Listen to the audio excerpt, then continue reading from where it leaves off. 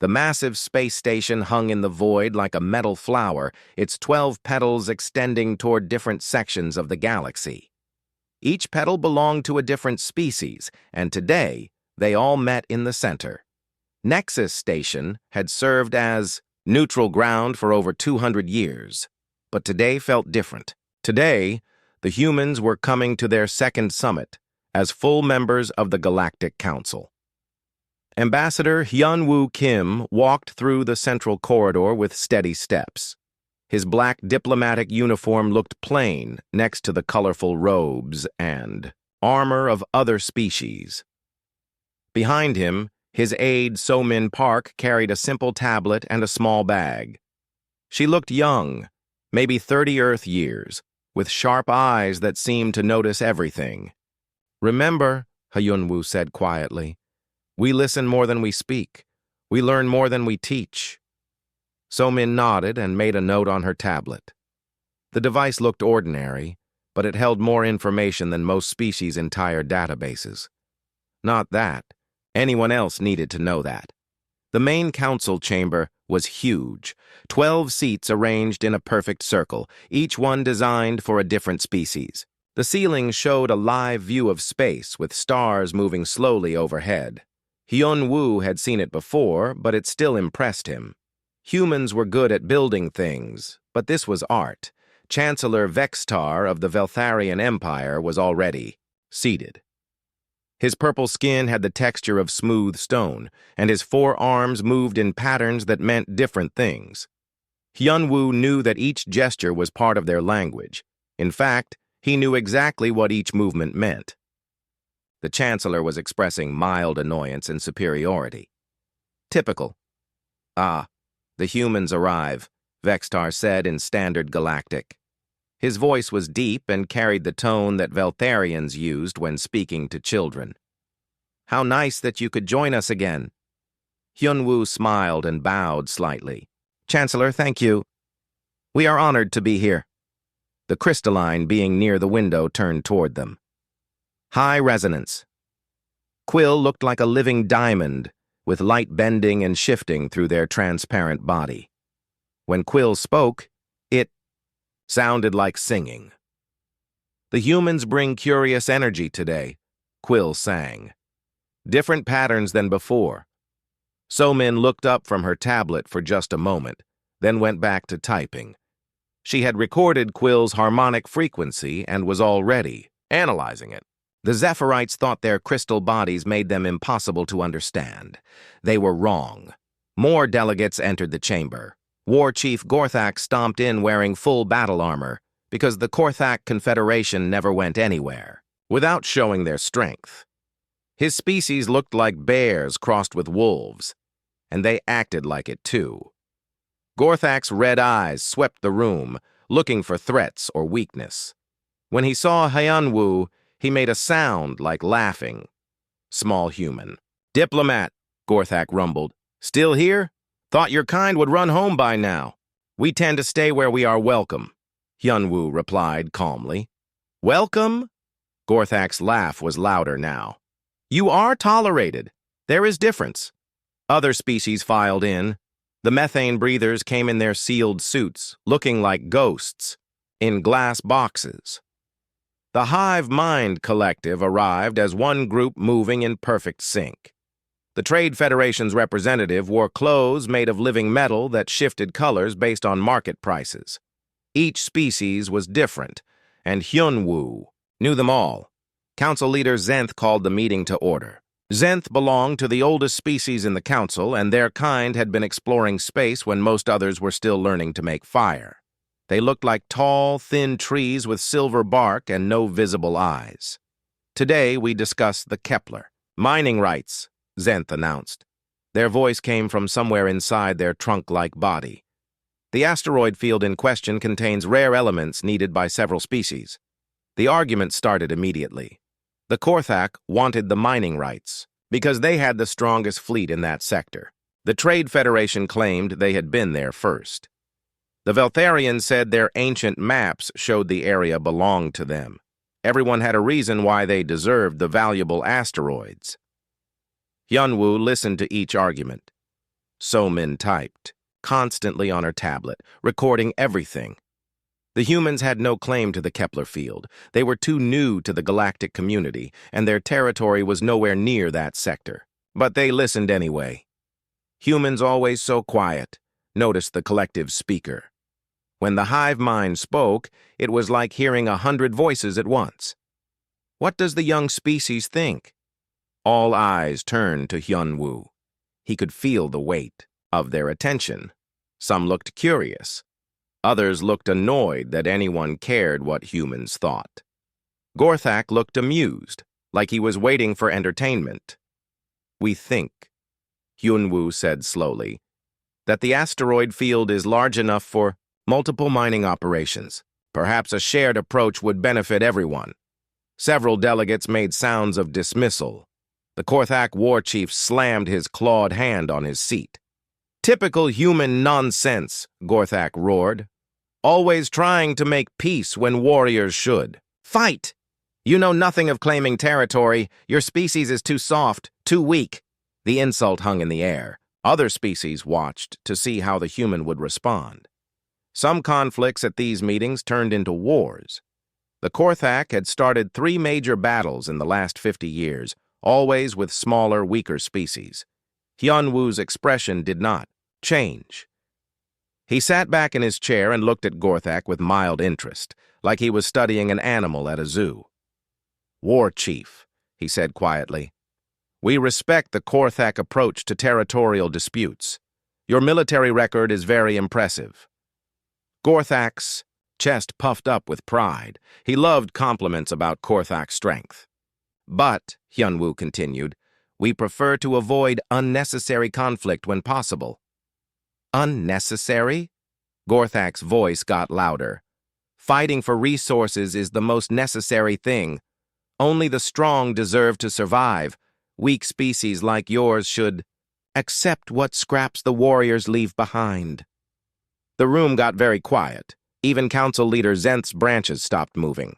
This was the kind of statement that usually led to formal challenges or declarations of hostility. Everyone waited to see if the human ambassador would back down or do something foolish. Hyun-woo smiled. It was a small, polite smile that somehow made the temperature in the room feel colder. "We will keep that philosophy in mind," he said. So-Min looked up from her tablet for the first time since the argument started. Her fingers moved across the screen, and then she whispered something to her ambassador. Hyun-woo nodded once. The meeting continued, but something had changed. The other delegates could not figure out what exactly was different, but the humans seemed less concerned than they should be. "When someone threatens your entire species, you should show fear or anger." The humans showed neither. They showed something much worse. They showed that they were not surprised. The argument about the Kepler mining rights had been going on for 2 hours. War Chief Gorthak was getting louder with each passing minute. His claws scraped against his chair whenever someone disagreed with him, leaving deep marks in the metal. Chancellor Vextar kept making those arm gestures that showed he thought everyone else was stupid. High resonance. Quill's crystal body was glowing brighter, which meant they were getting annoyed too. Hyun-woo sat quietly in his chair, hands folded in his lap. So-Min had not looked up from her tablet once. She typed constantly, like she was writing a book instead of taking meeting notes. Her fingers moved so fast they almost blurred. "The Gorthak Confederation has the strongest fleet in that sector," Gorthak declared for the 10th time. "We have 17 battle cruisers and 43 destroyer-class ships stationed near Kepler. No one else has that kind of protection to offer." The Trade Federation's representative, a being made of living metal called Flux, spoke up. Their voice sounded like coins dropping into water. "Protection from what? The only danger in that sector comes from Gorthak raiders attacking peaceful mining ships." Gorthak's red eyes flashed with anger. "We do not raid. We take what belongs to the strong. There is difference." "Yes," Flux replied coldly. "The difference is honesty." War Chief Gorthak stood up so fast his chair fell backward. His armor clanked as he moved, and every weapon on his belt rattled. Several smaller species delegates moved back from the table. When a Korthak got this angry, people usually died. "You dare insult Korthak honor?" Gorthak roared. "I challenge you to combat. Right. Here, right now." Council Leader Zenth raised one branch-like arm. "War Chief, please remember that Nexus Station is neutral territory. No violence is permitted." "Then meet me in space." Gorthak pointed at Flux with a claw the size of a knife. "My ship against yours. Winner takes the mining rights." Flux's metal body rippled like water. "The Trade Federation does not settle business disputes through barbaric combat." "Because you are cowards!" Gorthak spun around to face the other delegates. "All of you! Weak, soft, afraid to fight for what you want?" His gaze stopped on Hyunwoo. "Especially the humans. Your whole species hides behind words and treaties because you know you cannot win real battles." Hyunwoo looked up at the angry Korthak with the same calm expression he had worn all day. "War Chief, we prefer negotiation to violence." "Prefer?" Gorthak laughed, but it was not a happy sound. "You prefer it because you have no choice. Your ships are small and weak. Your soldiers are tiny. Your weapons are jokes." He leaned forward, putting his clawed hands on the table. "I have seen your military reports, human. Earth has 23 warships total. The Korthak Confederation has over 3,000. The room got very quiet. Other species looked at each other nervously. Gorthak was being more aggressive than usual, even for him. This kind of direct threat could start a war. Hyunwoo nodded slowly. "Your intelligence is correct, War Chief. We do only have 23 warships." "Then you admit you are weak." "We admit we are outnumbered," Hyunwoo said. "Those are different things."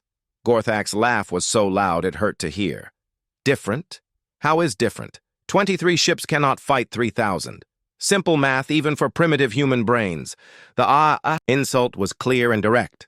By galactic law, Hyunwoo now had the right to demand satisfaction through formal combat or to declare a blood feud between their species. Everyone expected him to do something. Instead, he sighed like he was bored. "War Chief," Hyunwoo said quietly, "if the Korthak Confederation decided to attack human territory, we would have to activate Contingency Plan Kappa 7. The room went silent.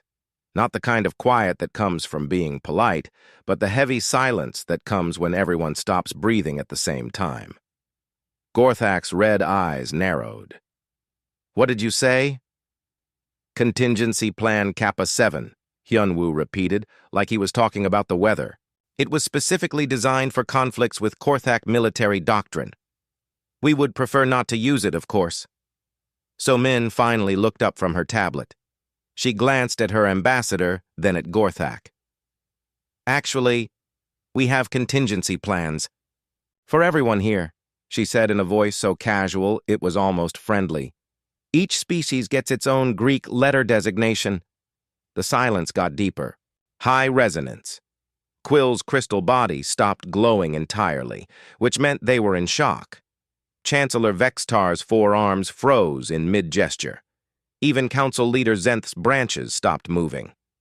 War Chief Gorthak stared at the small human female with her tablet. "You have what?" "Contingency plans," So Min repeated like she was explaining something to a child. "Military, economic, and social response strategies tailored to each species' specific strengths and weaknesses. Standard diplomatic preparation." The Trade Federation's flux made a sound like metal grinding against stone. "You have plans to fight all of us?" "Not just fight," So Min said, scrolling through her tablet. "Full-spectrum response scenarios. Economic warfare, psychological operations, supply chain disruption, cultural subversion, targeted assassinations, planetary bombardment options." She looked up with a bright smile. "The usual things." Chancellor Vextar found his voice first. "How long have you been preparing these plans?" Hyunwoo took control of the conversation back from his aide. We began developing them the day we achieved faster-than-light travel. Every species we have encountered since then has been thoroughly analyzed and catalogued. Every species? Council Leader Zenth's voice was barely above a whisper. Every single one, Hyunwoo confirmed, including the 3 species that applied for council membership last month. Plans are already in development. War Chief Gorthak was still staring at So-min's tablet like it was a weapon pointed at his head. What does Kappa 7 contain? So-min looked to her ambassador, who nodded. She touched her tablet screen, and a small holographic display appeared. Above the table, it showed star charts, ship movements, and tactical data. Kappa 7 exploits the Gorthak tendency toward berserker rage in combat, she said in the same cheerful voice. Your warriors fight harder when they are angry, but they also make more mistakes. The plan uses psychological warfare to trigger maximum rage states, then exploits the resulting tactical errors. The hologram showed Gorthak ships attacking in wild, uncontrolled patterns while smaller human vessels picked them apart with precise strikes. The plan also accounts for Gorthak honor codes, So-min continued. Your species cannot retreat from a direct challenge, even when retreat would be tactically smart. So we issue lots of challenges. Gorthak's face went pale under his fur. You would use our honor against us? We would use everything against you, Hyunwoo said simply. Your honor, your anger, your predictable attack patterns, your supply lines, your breeding cycles, your religious beliefs, everything we have learned about your species over the past 5 years. The hologram changed to show economic data. Gorthak worlds depend on food imports from agricultural planets, So-min explained. The Confederation grows enough food for about 60% of your population. A coordinated blockade of food shipments would cause mass starvation within 4 months. Another change showed social data. Gorthak society is built on respect for military strength. If the Confederation's fleet was destroyed, your government would probably collapse from internal fighting within a year. War Chief Gorthak sat down heavily in his chair. For the first time since anyone had known him, he looked small and afraid. You have studied us like laboratory animals, he whispered. We have studied everyone like that, Hyunwoo said. It is what humans do. The holographic display above the table cast blue light on everyone's faces. War Chief Gorthak stared at the tactical data showing how his entire military could be destroyed. His hands shook slightly, something no one had ever seen before. The strongest warrior in the Gorthak Confederation was afraid. Chancellor Vextar broke the silence first. His 4 arms moved in rapid patterns that meant confusion and anger. Explain this immediately, he demanded. How long have you been spying? On us? Hyunwoo remained calm. We have not been spying, Chancellor. We have been learning. Learning what? High resonance. Quill's crystal body flickered with nervous energy. What could you possibly need to know about us that required such detailed analysis? So-min touched her tablet again. The hologram changed to show Veltharian territory. Star charts appeared with trade routes, military bases, and population centers clearly marked. We needed to understand how each species thinks, she said. How you make decisions, what you value most, what you fear most, how you fight, how you surrender. The Veltharian data was incredible. It showed pheromone production facilities, genetic engineering labs, and the exact chemical formulas that controlled Veltharian emotions. So-min highlighted a section of the display. Veltharians use chemical communication more than spoken language, she explained. Your emotional states are controlled by pheromone releases. If someone could produce artificial pheromones, they could make your entire population feel whatever emotions they wanted. Chancellor Vextar's purple skin turned almost black with shock. That information is classified at the highest levels of our government. How do you know this? Your cultural exchange. Students were very helpful, Hyunwoo said. They answered many questions about Veltharian biology during their time on Earth. They thought we were just being friendly hosts. The hologram shifted to show the Zephyrite homeworld. High-resonance Quill's body began to vibrate with distress, as detailed information about crystal formation and harmonic frequencies filled the air. The Zephyrite Collective believes their crystal bodies make them nearly indestructible, Somin continued. But every crystal has a resonant frequency. The right sound can shatter any crystal structure. She played an audio file. The sound was barely audible to most species, but Quill's entire body cracked down the middle. They quickly stopped the vibration, but thin lines remained visible in their crystalline form. "That was just a sample," So-Min said apologetically. "The full frequency would cause complete structural collapse in approximately 4 seconds. Quill could barely speak. Their singing voice came out as broken whispers. "You could destroy all of us with sound?" "We could," Hyunwoo nodded. "But we would prefer not to."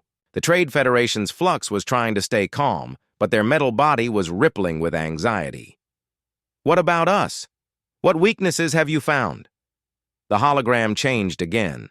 This time it showed economic data so complex that most species could not understand it. But Flux understood immediately, and their metal form went completely still. The Trade Federation's economy depends on 17 key resource flows, Somin explained. Disrupt any 5 of those flows, and your entire civilization collapses within 6 months. Disrupt all 17, and you have maybe 3 weeks before total economic breakdown. The data showed shipping routes, manufacturing centers, and financial networks. Every detail of the Trade Federation's complex economy was mapped and analyzed. More importantly, it showed exactly how to break it all. Your currency is based on rare element exchange rates, Somin continued.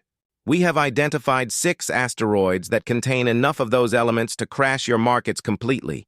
Each asteroid is in unclaimed space. Each one could be mined by a small team in less than a month. Flux's metallic voice was barely a whisper. "You could destroy our entire way of life with some miners and asteroids?" "Yes," Hyunwoo said simply. "Though again, we would prefer not to." The Hivemind Collective's representative had been quiet, but now they spoke with all their voices at once. "What of us? What plan have you made for the collective?" The hologram showed something that made everyone in the room step back. It was a detailed map of the collective's shared consciousness network. Every connection between every individual was mapped and labeled. "The collective shares one mind across billions of bodies," Somin said. "But shared consciousness requires constant communication. Break the communication, and billions of individuals suddenly find themselves alone in their own heads for the first time in their lives." The psychological impact data was terrifying. It showed madness, suicide, and complete social collapse within days of communication loss. "We have identified the 7 main relay stations that maintain your collective consciousness," Somin continued. "Destroy those stations and your entire species becomes billions of isolated, terrified individuals who have never learned to think for themselves." The collective's representative began to shake. When billions of minds shared one fear, that fear became overwhelming. Council leader Zenth finally spoke. Their ancient voice carried centuries of wisdom, but now it also carried worry. "How long have you been gathering this information?" "Since our first day in space," Hyunwoo replied. "Every human ship that leaves Earth has secondary objectives beyond their official mission. Every diplomat, every trader, every tourist, every cultural exchange student, they all gather information." So-Min brought up a new display showing human settlements and outposts. "We have been preparing for this since before we met any of you. Human psychology assumes that anyone we meet in space might eventually become an enemy. We plan accordingly." The methane breathers, who had been silent in their environmental suits, finally spoke through their translators. "Even allies? You plan to fight even your friends?" "Especially our friends," Hyunwoo said. "Friends know your weaknesses better than enemies do. Friends have access to your secrets. Friends can hurt you in ways enemies never could. The room felt colder. Every species was looking at their neighbors with new suspicion. If humans could gather this much information while being friendly, what had their other allies been learning? War Chief Gorthak had been quiet for several minutes. Now he looked up at Hyunwoo with something like respect.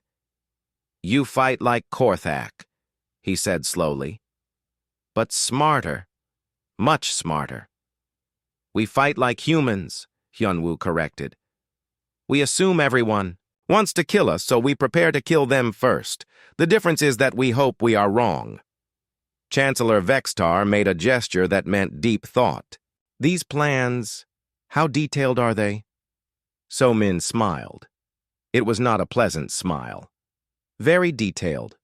We know your breeding cycles, your food preferences, your religious ceremonies, your military codes, your trade secrets, your personal habits of individual leaders, your psychological weaknesses, your biological needs, your social structures, and your technological limitations." She paused and looked around the room. "We know which of you are having affairs with members of other species. We know which of you have gambling problems. We know which of you are stealing from your own governments. We know which of you are planning to betray your allies." The silence was absolute. "We know everything," she finished quietly, "because knowing everything is how humans survive." The council chamber felt smaller now. Every delegate sat farther back in their chairs, as if distance could protect them from the terrible knowledge the humans possessed. The holographic displays had disappeared, but the fear remained. War Chief Gorthak, who had never backed down from any fight, looked like he wanted to run away. Chancellor Vextar's 4 arms hung limp at his sides. Even ancient council leader Zenth seemed smaller than before. High resonance. Quill was the first to break the silence. Their crystal body flickered with nervous energy as they spoke. "Why?" The word came out like a broken song. "Why do this to species who call you friends?" Hyunwoo leaned forward in his chair. For the first time since the meeting started, his calm mask slipped a little. What showed underneath was not anger or cruelty. It was something much more disturbing. It was sadness. "Because friendship does not guarantee safety," he said quietly. "Because good intentions do not stop wars. Because hope is not a strategy." So-min closed her tablet and set it aside. She looked around the room at faces filled with fear and confusion. "You want to understand why humans do this? Then you need to understand where humans come from." She stood up and walked to the center of the circle. "Every species here evolved differently. Veltharians evolved as the dominant species on a peaceful world with abundant resources. Zephyrite grew from crystal formations that lasted for millions of years without change. The Trade Federation developed on worlds where cooperation meant survival." Her voice was soft, but it carried clearly through the silent room. "Humans evolved on a death world." Council leader Zenth's branches rustled slightly. "We know about Earth's difficult environment. Many worlds have dangerous conditions." "No," So-min shook her head. "You do not understand. Earth did not just have dangerous conditions. Earth actively tried to kill every living thing on it, every single day for millions of years." She began to pace slowly around the circle. "Ice, ages that froze most of the planet, volcanic eruptions that blocked out the sun, meteor impacts that destroyed entire continents, massive storms that could level forests, earthquakes that split the ground open, floods that drowned everything." The delegates listened with growing unease. They knew Earth's history was violent, but hearing it described this way made it sound like a nightmare. "And the life forms," So-min continued. "Everything on Earth evolved to kill something else. Predators with claws and fangs, poisonous plants, and animals, diseases that could wipe out entire populations. Even the air and water could become deadly during certain seasons." War Chief Gorthak spoke up. Many worlds have predators. The Korthak homeworld has great beasts that hunt in packs. Yes, Somin agreed. But those beasts evolved alongside your species. You both found balance. On Earth, there was no balance, only survival. She stopped walking and faced Gorthak directly. Your species evolved as apex predators. You became strong and fierce because you were already at the top of the food chain. Humans evolved as prey animals who refused to accept their place. The war chief's red eyes narrowed. Humans are not prey animals. You are predators like us. We are persistence hunters, Somin corrected. We are not stronger or faster or more dangerous than our prey. We just never give up chasing them. We follow wounded animals for days until they collapse from exhaustion. We track herds across entire continents. We hunt things that could kill us easily in a direct fight. But we never fight directly. Hyunwoo took over the explanation. Every human ancestor who survived to reproduce was someone who planned ahead. Someone who assumed the worst would happen. Someone who prepared for disasters that might never come. He looked around the circle, meeting each delegate's eyes. The humans who trusted that tomorrow would be peaceful died during the next ice age. The humans who believed predators would leave them alone became food. The humans who thought their allies would never betray them were betrayed and killed. Chancellor Vexitar made a gesture that meant confusion. But Earth is peaceful now. Your species has eliminated most dangers. Have we? Hyunwoo asked. We have eliminated some dangers and learned to manage others. But we never forgot that new dangers can appear at any time. We never stopped preparing for the worst. Somin sat back down and picked up her tablet. Other species see paranoia as a mental illness. Humans see paranoia as basic survival skills. The collective's representative spoke with all their shared voices. But you said you hope you are wrong about these threats. Why prepare for wars you hope will never happen? Because hope is not enough, Hyunwoo replied. We hope we will never need these contingency plans. We desperately hope that every species in this room will remain peaceful and friendly forever. But hope does not stop bullets. Hope does not prevent betrayal. Hope does not win wars. He paused and looked down at his hands. Do you know what the worst part of human psychology is? We are not naturally violent. Most humans hate the idea of hurting others. We feel sick when we think about the weapons we have built and the plans we have made. Somin nodded sadly. Every human diplomat wishes they could throw away all the contingency plans and trust everyone completely. Every human soldier wishes they could put down their weapons forever. Every human spy wishes they could stop gathering secrets and just be friends. Then why do you not? High Resonance Quill asked. Why not choose trust instead of suspicion? Because trust is a luxury that prey animals cannot afford, Hyunwoo said. Because one mistake in judgment can mean the extinction of our entire species. Because the universe does not care about our wishes or our hopes or our good intentions. The room was quiet for a long moment. Then Trade Federation Representative Flux asked the question everyone was thinking. Do you trust anyone? Anyone at all? Hyunwoo was quiet for so long that some delegates wondered if he would answer. When he finally spoke, his voice was barely above a whisper. We trust that every species will act in their own self-interest, he said. We trust that alliances will last only as long as they benefit all parties. We trust that friendship is temporary, but survival is permanent. He looked up and met Flux's metallic gaze. We trust that someday someone in this room will decide that humans are a threat that needs to be eliminated. We do not know who or when or why, but we trust that it will happen eventually.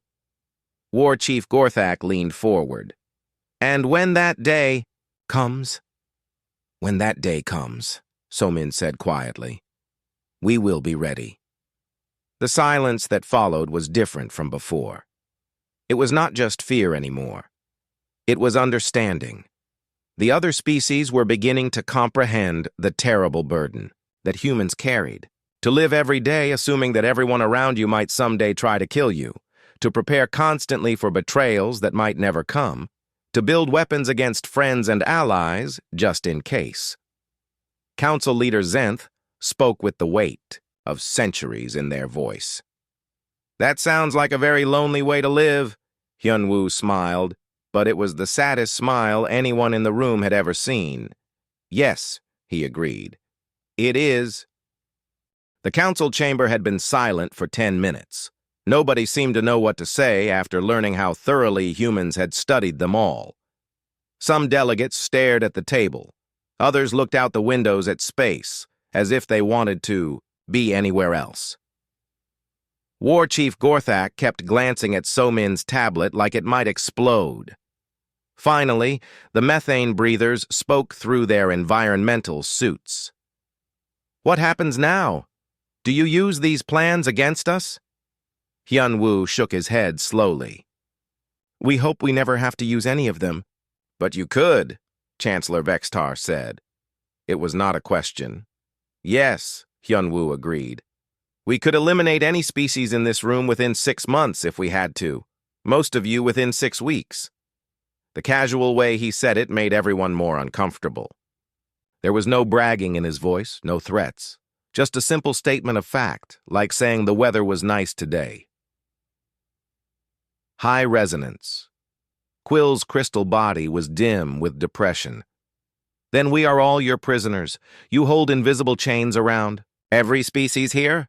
No, So-Min said firmly. She picked up her tablet again, but this time her fingers moved to a different section. You are not prisoners. You are protected. A new holographic display appeared above the table. This one was different from all the others. Instead of showing attack plans and weaknesses, it showed defensive strategies and protective measures. These are Guardian protocols, So-Min explained. We do not just have plans to fight each of you. We have plans to defend each of you. War Chief Gorthak leaned forward with interest. Defend us from what? From each other, Hyunwoo said simply. The hologram showed a complex web of interconnected defensive strategies. Each species was protected from threats posed by every other species. Trade routes were secured. Communication lines were protected. Even cultural and religious sites had defensive coverage. Guardian Protocol Alpha protects Veltharian genetic research facilities from Gorthak raids, So-Min explained.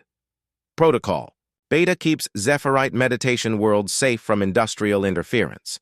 Protocol Gamma maintains trade balance, so no one species can economically dominate the others. Flux's metallic body rippled with confusion. You would protect us from each other? Why? Because galactic peace benefits everyone, Hyunwoo replied, including humans. So-Min highlighted different sections of the display as she spoke. War is expensive and unpredictable. Trade is profitable and stable. We prefer stable profits to chaotic destruction. The data was incredible. The humans had not just studied how to destroy each species. They had also figured out how to keep them all safe from each other. Every possible conflict had been analyzed. Every potential war had a prevention strategy. Look at this. So-Min pointed to a section showing Gorthak and Veltharian territories. If the Gorthak Confederation decided to attack Veltharian colonies, we would activate several protocols simultaneously. The display showed human ships moving to intercept Gorthak fleets. At the same time, economic sanctions would target Gorthak supply lines, while diplomatic pressure came from multiple allied species. We would not destroy the Gorthak military, So-Min continued. We would just make the attack too expensive to continue. War Chief Gorthak would have to choose between conquest and economic collapse. Gorthak studied the data with professional interest. You would fight us to protect the Veltharians. We would stop you from fighting anyone, Hyunwoo corrected, including protecting you from attacks by others. Another section of the display lit up. This one showed Veltharian territory being defended from a Trade Federation economic takeover attempt. If the Trade Federation tried to control Veltharian genetic research through financial manipulation, So Min explained, we would flood the market with rare elements to crash their economic pressure tactics. Chancellor Vextar's four arms moved in patterns that meant amazement and confusion. You would protect us from our friends? We would protect everyone from everyone, Hyun-woo said. Friend or enemy does not matter. Stability matters. Council. Leader Zenth's ancient voice carried new understanding. You have made yourselves the guardians of galactic peace. We have made ourselves the guardians of human interests, Hyun-woo corrected. It just happens that human interests include a stable, peaceful galaxy where trade flows freely and no one species dominates the others. The collective spoke with all their voices at once. But what if we do not want your protection? What if we prefer to handle our own conflicts?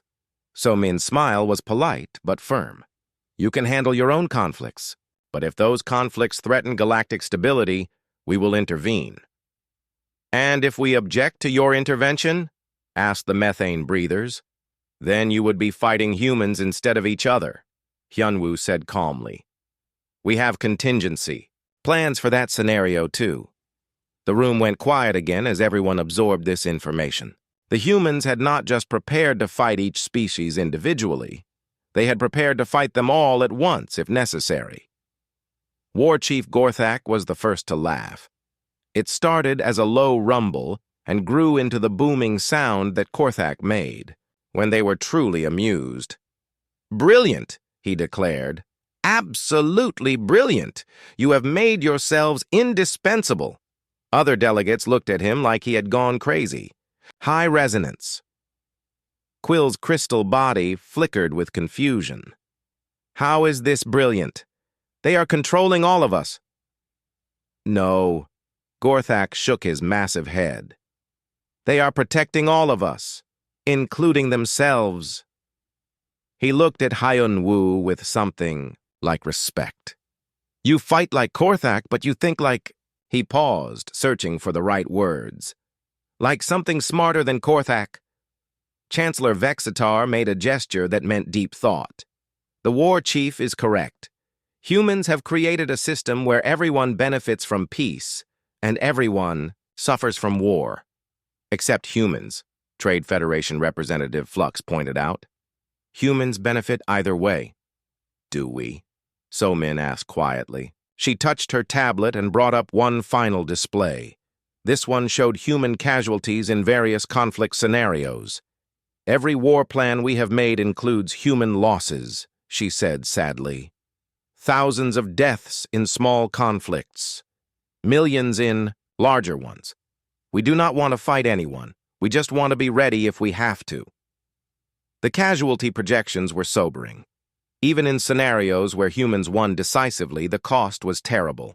Ships destroyed, colonies lost, families broken. The humans had calculated everything, including the price they would pay for victory. Hyun-woo stood up from his chair. We have shown you our secrets today because we want you to understand something important. Humans are not your enemies. We are not your conquerors. We are not your masters. He looked around the circle, meeting each delegate's eyes. We are your emergency plan. So Min closed her tablet with a soft click. When the next crisis comes, and there will be a next crisis, you will have a choice. You can handle it yourselves, with all the chaos and destruction that usually brings, or you can let humans help you handle it cleanly and efficiently. And if we choose to handle it ourselves, Council Leader Zenth asked, then we will prepare contingency plans for whatever. Chaos results, Hyun-woo replied, and we will be ready to clean up the mess afterward. As if summoned by some invisible signal, a new human appeared in the chamber doorway. He was young, maybe 25 Earth years, wearing the same simple black uniform as the other humans. He approached So-min and whispered something in her ear. So-min nodded and looked up at the assembled delegates. Speaking of preparations, I should mention that 3 new species applied for Galactic Council membership this morning. We have already begun developing contingency plans for all three." She smiled that same polite, terrifying smile they had seen all day. The cycle continues.